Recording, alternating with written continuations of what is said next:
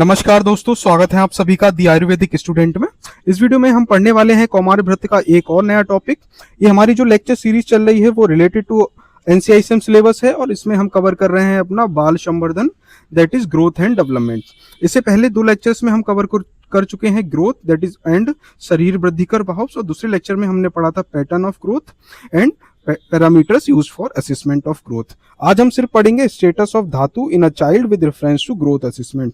ठीक है, ये एक छोटा टॉपिक है और ये बुक्स में एक्चुअली अवेलेबल नहीं है। ये सबसे बड़ी समस्या तो ये आती है। ठीक है, तो इस वीडियो में हम डिटेल में पढ़ेंगे status of dhatu in a child. और आप ये नोट्स डाउनलोड करना चाहते हैं तो इसके लिए टेलीग्राम चैनल पे जाके वहां से आप इसको डाउनलोड कर सकते हैं, लिंक डिस्क्रिप्शन में दे रखा है। अब आते हैं हम अपने टॉपिक पे, जो कि हमारा टॉपिक है क्या, status of dhatu in a child with reference to growth assessment.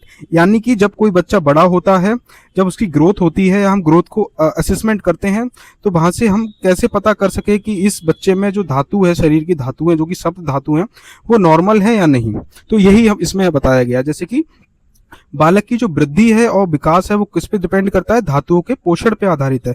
अगर बच्चा है उसकी आप साम्यक रूप से उसकी धातुओं का पोषण होगा, अगर उसे उचित रूप से हम खाना प्रदान करेंगे, न्यूट्रिशन प्रदान करेंगे। न्यूट्रिशन में क्या सप्लीमेंट्स है, न्यूट्रिशन कितना है, एक तो पंचमहाभूत के भी एक तरह का न्यूट्रिशन ही है। वहीं पे मॉडर्न में न्यूट्रिशन को हमने किस में डिवाइड किया है, हमने न्यूट्रिशन को डिवाइड किया है मैक्रो और माइक्रो न्यूट्रिएंट्स के अंदर। अगर हम बच्चे को अच्छे माइक्रो या मैक्रो न्यूट्रिएंट्स प्रोवाइड कराएंगे तो बच्चे का क्या होगा, अच्छी प्रकार से धातुओं का पोषण होगा। जब प्रत्येक धातु क्रमशः पोषित होती है तो ही सम्यक वृद्धि होती है। अगर बच्चे की जो धातु है क्रमशः अच्छी प्रकार से पोषित होगी, क्या रस से क्या होगा, रक्त पोषित होगा, रक्त से मांस। ठीक है, ये जो क्रम जो चलता रहता है, अगर सभी क्रमशः उचित रूप से पोषित होंगी तभी जो बच्चा है उसकी साम्यक वृद्धि देखने को मिलेगी। अगर ये सही रूप से उसका पोषण नहीं होगा तो क्या होगा, वो कुपोषण का शिकार हो जाएगा। जैसे कि आपने कई बच्चे देखे होंगे कि कुपोषण का शिकार हो जाते हैं। ठीक है, दूसरा पॉइंट हमने लिखा है कि धातु में क्षय या वृद्धि होने पर क्या होता है, वृद्धि क्या है, प्रभावित होती है, यानी कि उस पर इफेक्ट पड़ता है अगर कोई धातु की क्षय हो जा रहा है या धातु की अधिक वृद्धि हो जा रही है। ठीक है, जो हम आधुनिक वृद्धि आकलन कर रहे हैं, जो ग्रोथ असेसमेंट कर रहे हैं, उसमें हम कौन कौन से मापदंड लेते हैं। उसमें हम मापदंड देखते हैं वजन, जैसे हमने पहले बताया, वेट देखते हैं, लंबाई उसकी देखते हैं, हेड सरकमफ्रेंस देखते हैं और बीएमआई देखते हैं और क्या देखते हैं, मिड आर्म सरकमफ्रेंस। अब वजन से हम क्या यहाँ पे आकलन लगा सकते हैं।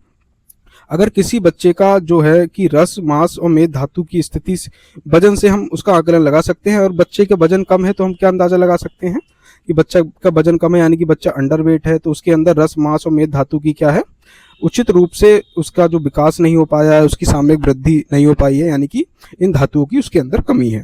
वहीं पे अगर लंबाई का किससे आकलन लगाया जाता है, लंबाई का आकलन लगाते हैं हम अस्थि धातु की स्थिति से। अगर बच्चा ड्वार्फिज्म की कंडीशन से जूझ रहा है तो उसके अंदर क्या है, अस्थि धातु की कमी है।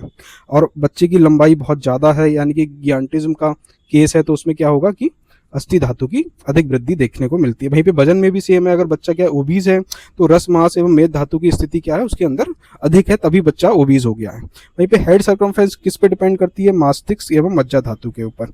अगर इन दोनों चीजों की बढ़ोतरी होगी तो हेड सर्कमफ्रेंस ज्यादा होगी, अगर इनका कम है तो बच्चे को कई सारे सिंड्रोम जैसी समस्याएं हो सकती है। वहीं पे बीएमआई की अगर हम बात करें, बीएमआई और मिड आर्म सर्कमफ्रेंस किस पे डिपेंड करता है, वो डिपेंड करता है मांस और मेद धातु की स्थिति पर। अगर ये साम्यक होंगी, यानी कि एक साम्यक रूप, यानी कि एवरेज होंगी, ना ज्यादा कम होंगी ना ना ज्यादा होंगी, तो क्या रहेगा, मांस और मेद धातु की स्थिति उस इंडिविजुअल के अंदर कम है।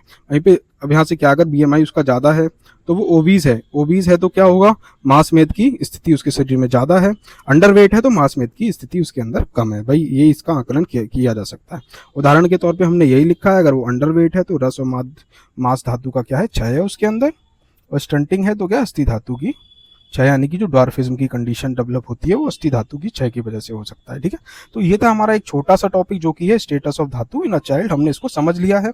कोई अगर आपको समझ में नहीं आता है तो आप प्लीज कमेंट कीजिए, मैं आपको और उचित रूप से समझाने की कोशिश करूंगा।